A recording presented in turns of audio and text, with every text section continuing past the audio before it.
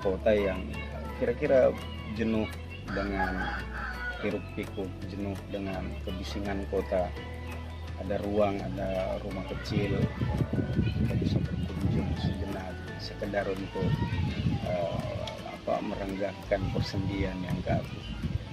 Sini kita masih bisa menghirup udara yang segar, masih belum bercampur hawa-hawa aspal, belum bercampur polusi knalpot kendaraan.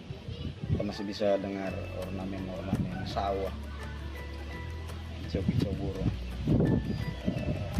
desiran angin. Jadi ya saya kira berkunjung ke rumah kecil kita sejenak bisa hilang dari kota ini.